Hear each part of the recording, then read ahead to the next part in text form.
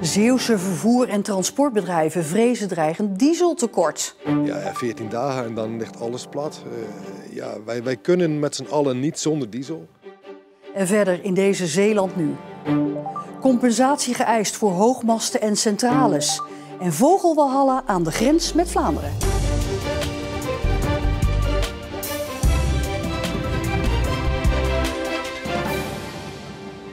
Goedenavond. De Zeeuwse transportsector zit in zwaar weer.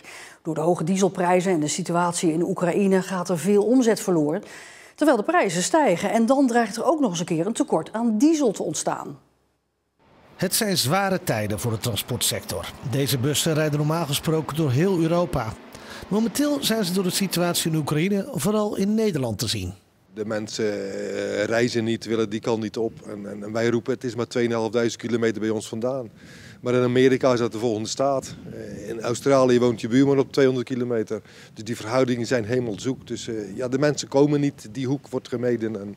Bussen rijden op diesel. En ook dat is iets wat pijn doet. We hebben dat redelijk kunnen compenseren in de markt met de klanten. Omdat iedereen heeft energieprijzen en energiecontracten. Dus ook brandstof is duurder. Dus dat is gelukkig wel meegevallen. Het heeft wel heel veel gesprekken gekost. En heel veel, maar de medewerking van is mij 100% meegevallen. Binnenkort mag er ook geen olie en diesel meer geïmporteerd worden vanuit Rusland. Er wordt al gesproken over een dreigende dieselschaarste. Ja, 14 dagen en dan ligt alles plat. Wij kunnen met z'n allen niet zonder diesel. En de alternatieven zijn nog in zulke kinderschoenen dat het niet mogelijk is.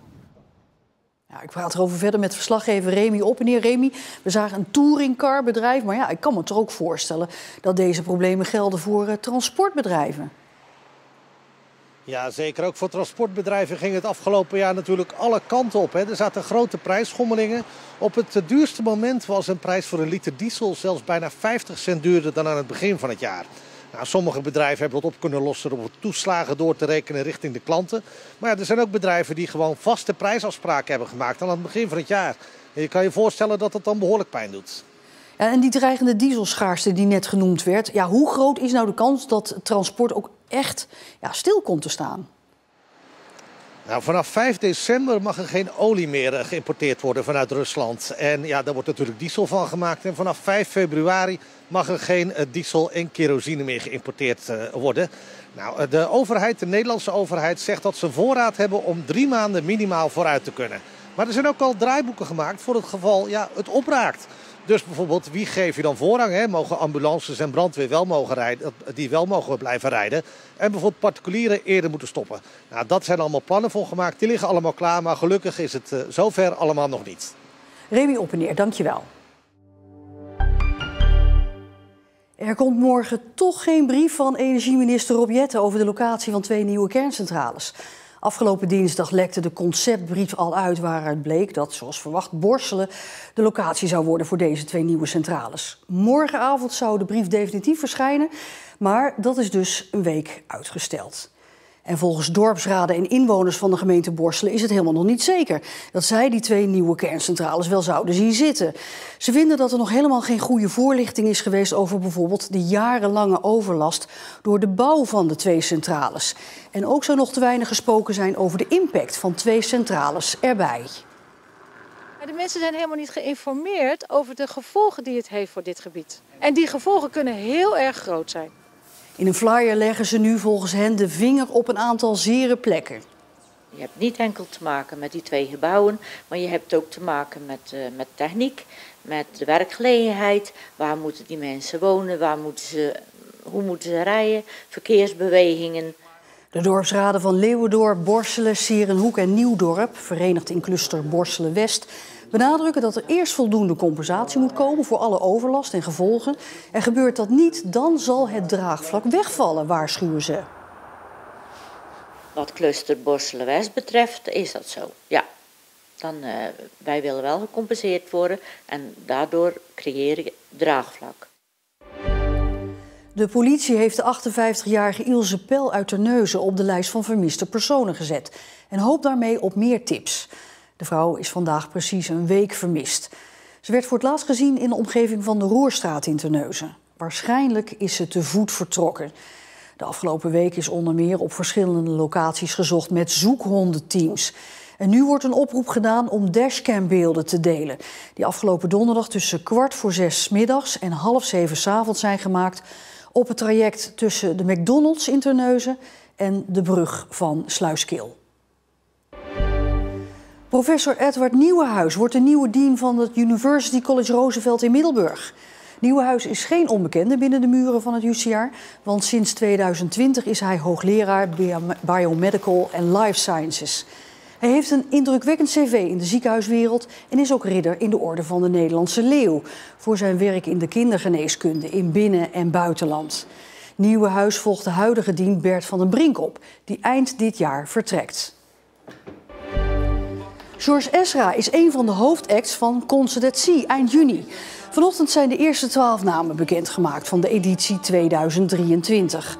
De Britse Ezra scoorde de afgelopen jaren grote internationale hits, zoals Budapest. Naast Ezra staan ook Goldband en Fleming dit jaar op kas. Net als de jeugd van tegenwoordig, Sommieu en Anouk.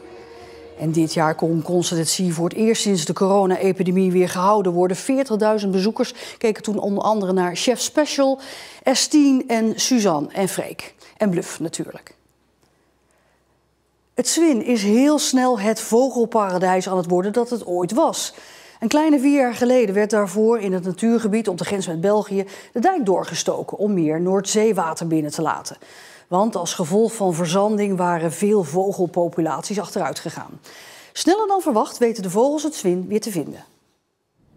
Projectleider Hanna van Nieuwenhuizen en ecoloog Erik Kozijns kunnen er geen genoeg van krijgen. Dol enthousiast zijn ze over de effecten van de uitbreiding van het Zwin. Zeker van de iconische vogelsoorten zoals kluut, bergeend, tureluur.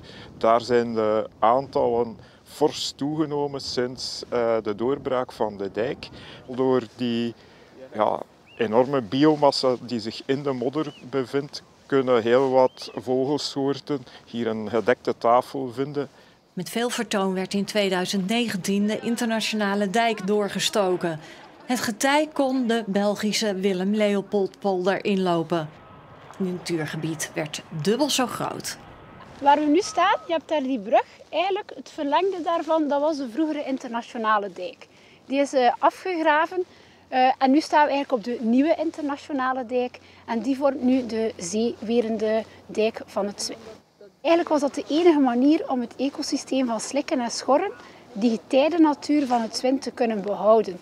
In krap 3 jaar tijd is het opnieuw een walhalla voor vogels geworden. Dat is ook het beeld aan de Nederlandse kant van het Zwin, bij Katzand, waar ze eveneens enthousiast zijn over de effecten van de uitbreiding. Het getij komt veel dieper.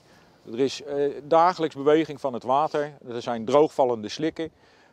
En op die droogvallende slikken zie je dus met name in het voorjaar en het najaar heel veel trekvogels die hier zo langskomen en die hier hun voedsel zoeken, die hier fourageren. Dat gaat om veel steltlopers die daarin komen. En dan denk ik aan soorten als kleine zilverreiger bijvoorbeeld. Dat is een soort die je echt in grotere aantallen ziet. De verwachting is dat het hele Zwin er over een paar jaar nog gevarieerder uit zal zien. Je ziet in de vooroever dat dat nog kale grond is. Slik waar veel vogels fourageren. Ja, dat zal in de toekomst gaat dat langzaam veranderen. Dan ga je daar pionierplanten verwachten als zeekraal. Het zal wat hoger komen. Broedvogels, zeker in dat Nederlandse deel hier, is ook nog niet zoveel. Maar dat zal ook in de toekomst wel gaan veranderen. Nog een stuk gevarieerder, denk ik. Echt een volwaardig schorregebied met talrijke kreekjes en grote geulen. En uiteraard met nog een pak meer biodiversiteit. Ja.